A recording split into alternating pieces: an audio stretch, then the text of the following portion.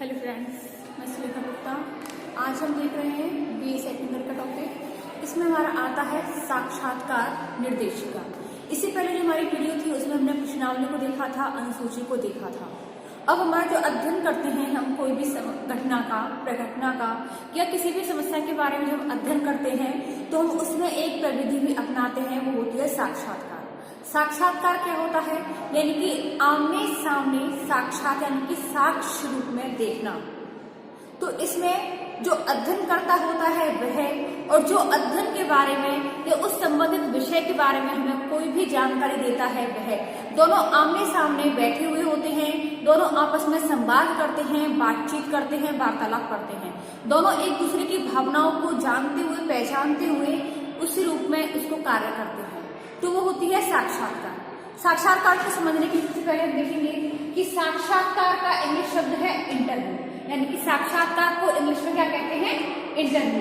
Interview यानी कि किसे कहते हैं? इंटरव्यू हम अपनी आम भाषा में किसी भी अधिकारी से मिलना, यानी कि जो हमें किसी अधिकारी से मिलना होता है तो सबसे पहले हमें अपने इंटरव्यू की डेट फिक्स करनी होती है, या किसी नौकरी हेतु किसी प्रशिक्षण देने वाली संस्था में प्रवेश हेतु प्रत्याशियों की योग्यता, कुशलता और क्षमता की जांच करना।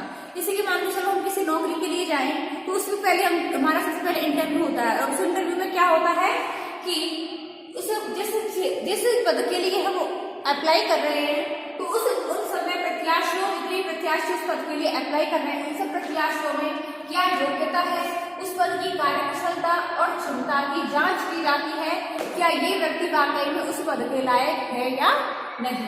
इसके बाद आता है इंटरव्यू। जो हमारा शब्द है ये दो शब्दों से मिलकर बना है, इंटर और व्यू।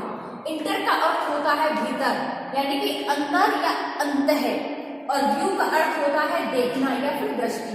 तो इन दोनों को मिलाकर के स्पष्ट होता है कि जिन अप्रकट अथवा अदृश्य तथ्यों का बाह्य रूप से निरीक्षण नहीं हो सकता, उन तथ्यों की जानकारी प्राप्त करना ही साक्षात्कार कहलाता है। यानी कि जो अप्रकट तथ्य होते हैं या अदृश्य तथ्य होते हैं जो कि दिखाई नहीं देते हैं, उनको बाह्य रूप से निरीक्षण नहीं हो सकता है, उन तथ्यों की जानकारी प्राप्त करना ही साक्षात्कार कहलाता है। अब आता है कि साक्षात्कार किसे कहते हैं। तो साक्षात्कार एक ऐसी व्यवस्थित पद्धति है जिसमें दो या दो से अधिक व्यक्ति किसी विशिष्ट उद्देश्य को सामने रखकर कि किसी भी विषय या समस्या जो भी हमारी है उस विषय को सामने रखकर आमने सामने होकर के संवाद करते हैं, उस विषय से संबंधित वार्तालाप करते हैं, उत्तर प्रत्युत्तर करते हैं। यानी कि एक प्रश्न करता है, दूसरा उसके सामने उत्तर देता है, तो उत्तर प्रत्युत्तर करते हैं। यह एक कैसी विधि है?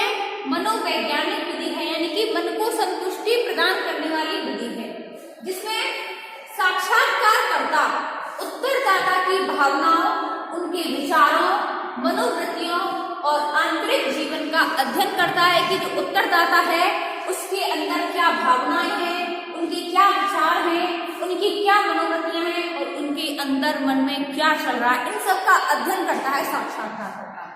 जो साक्षात्कार प्रविधि है, साक्षात्कारकर्ता के लिए सबसे पहले क्या होना चाहिए? तो साक्षात्कार हम तभी कर सकते हैं जब इस साक्षात्कार करने के लिए दो या दो से अधिक व्यक्तियों का होना आवश्यक होता है, जो कि आपस में संपर्क स्थापित करें, वार्तालाप करें और अंतःक्रिया करें।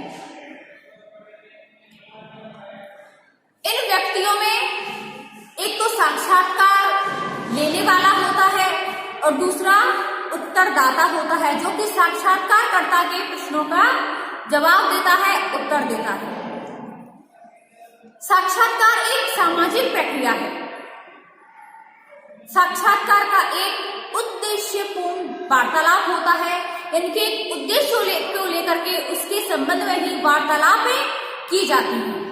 यह एक मनोवैज्ञानिक प्रविधि है या प्रक्रिया मानी जा सकती है। साक्षात्कार में दोनों पक्षों के बीच में आमने सामने के और प्राथमिक संबंध स्थापित हो सकते हैं। साक्षात्कार में अनुसंधानकर्ता के द्वारा अध्ययन विषय से संबंधित सूचनाओं और तथ्यों को संकलित कर सकते हैं। साक्षात्कार सूचना संकलन की एक मौखिक विधि है। इसके द्वारा हम साक्षात्कार का कार्य कर सकते हैं।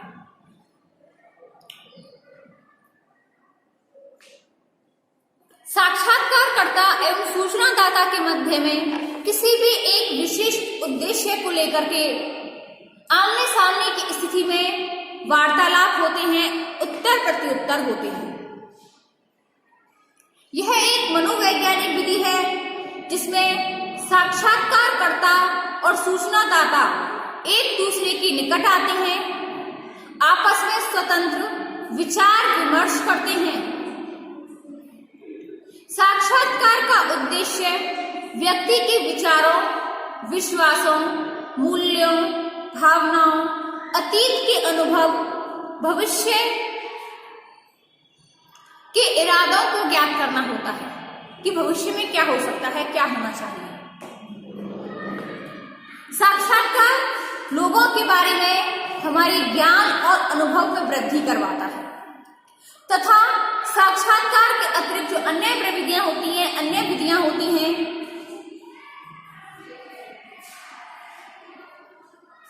उनके द्वारा संकलित सामग्री के सत्यापन एवं नियंत्रण में सहायता करता है।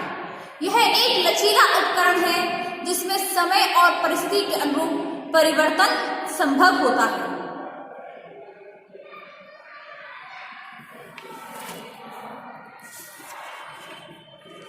अब आते हैं हमारे साक्षात्कार निर्देशिका की प्रारंभिक तैयारी कि हमको साक्षात्कार जब करते हैं, निर्देशिका तैयारी करते हैं, निर्देशिका बनाते हैं, तो उसमें सबसे पहले हमें कौन कौन सी तैयारियां करना आवश्यक होता है। उसमें सबसे पहले आता है समस्या की पूर्ण जानकारी। तो जब साक्षात्कारकर्ता किसी भी अध्ययन विषय से संबंधित उस विषय से संबंधित समस्या का जब अध्ययन करता है तो उसे सबसे पहले ये जान लेना चाहिए कि हम जिस विषय में अध्ययन कर रहे हैं, जिस समस्या का अध्ययन कर रहे हैं, वो समस्या किस कारणों से जुड़ी हुई है, इसके कारक क्या हो सकते हैं। सबसे पहले साक्षात्कारकर्ता को उस समस्या के बारे में संपूर्ण जानकारी निकाल लेनी चाहिए कि यह समस्या कैसे उत्पन्न हुई, कब उत्पन्न हुई, क्यों हुई, इसके कारण क्या क्या हो सकते हैं, इसके प्रभाव क्या हो सकते हैं। तो इस प्रकार के साक्षात्कारकर्ता को सबसे पहले उससे जुड़ी हुई सब बातों को जानकारी कर लेनी चाहिए।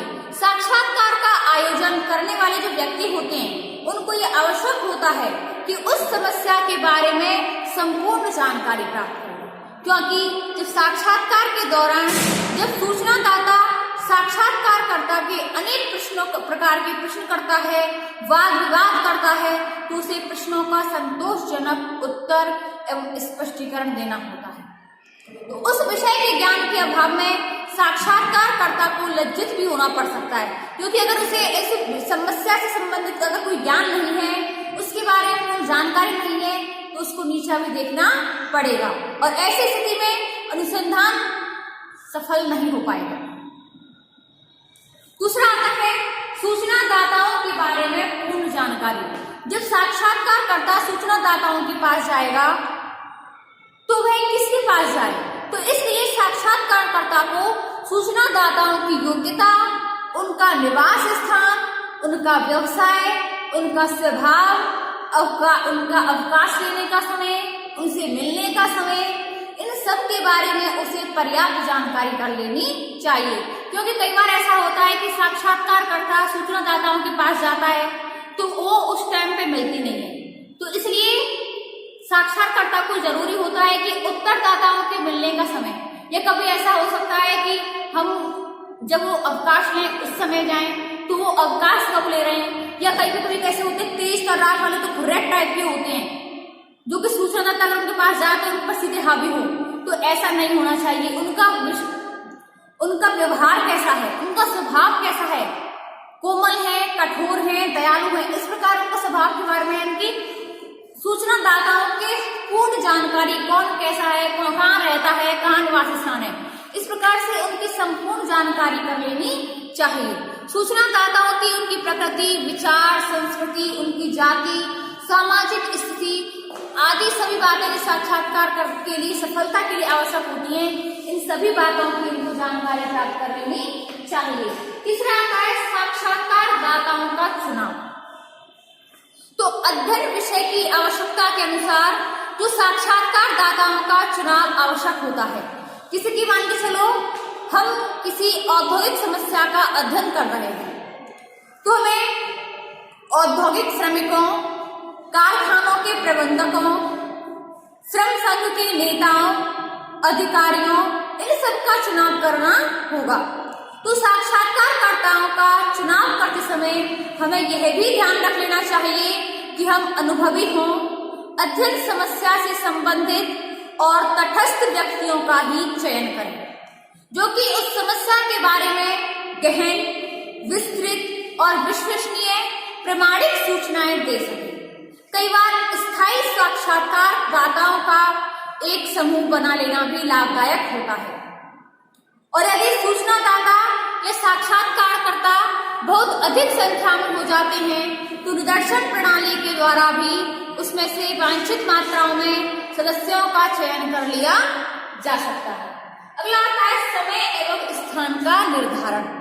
तो साक्षात्कारकर्ता के लिए उचित समय, स्थान का निर्धारण कर लेना भी एक आवश्यक महत्वपूर्ण चरण होता है, जो कि साक्षात्कारकर्ता की सलाह से किया जाता है। इसके लिए उससे पत्र, टेलीफोन या व्यक्तिगत रूप से संपर्क स्थापित कर लिया जाता है। समय और स्थान का निर्धारण करने से पहले उसे परिचय पत्र भी भेजना चाहिए, जिससे कि साक्षात्कारकर्ता के संबंध में किसी भी प्रकार का संदेह न हो। समय ऐसा होना चाहिए कि जब उसे अवकाश हो या वह किसी कार्य में जब बिजी ना हो, व्यस्त ना हो। इस तरह के स्थान का निर्धारण करते समय भी यह ध्यान रखना चाहिए कि स्थान भी ऐसा हो जहां वह गोपनीय सूचनाएं दे सके। क्योंकि अगर हम ऐसा स्थान चूज करें कि जहां पर पार्क हो, सार्वजनिक स्थल हो, वहां पर सभी लोगों का आना जाना हो, तो वहां पर वो ऐसी जो व्यक्ति सूचनाएं नहीं दे पाएगा। तो एकांत स्थान का चुनाव कर लेना चाहिए, जिससे कि वह गोपनीय सूचनाओं को भी बता सके। अगला आता है साक्षात्कार यंत्रों की रचना। तो साक्षात्कार के संचालन के लिए 2 यंत्रों की रचना की जाती है, अनुसूची और साक्षात्कार निर्देशिका। इनमें से कौन सा यंत्र कहाँ प्रयोग में लाया जाएगा, यह साक्षात्कार के प्रकार, अध्ययन विषय पर निर्भर करता है। तो साक्षात्कार अनुसूची क्या होती है? यह विषय से संबंधित प्रश्नों की एक सूची होती है, जिसे क्रमबद्ध रूप में लिखा जाता है। इन प्रश्नों को साक्षात्कारकर्ता पूछता जाता है और रिक्त स्थान में उनके सामने लिखता जाता है। यह प्रश्नावली का ही एक स्वरूप होता है। साक्षात्कार अनुसूची में उत्तरदाता का नाम, स्थान, आयु, जाति, वैवाहिक स्थिति, धर्म, व्यवसाय इनका उल्लेख करता है, और उसके बाद अध्ययन समस्या से संबंधित जो प्रश्न होते हैं साक्षात्कार अनुसूची का प्रयोग करके औपचारिक और निर्देशित साक्षात्कारों के लिए किया जाता है। दूसरी आती है साक्षात्कार निर्देशिका।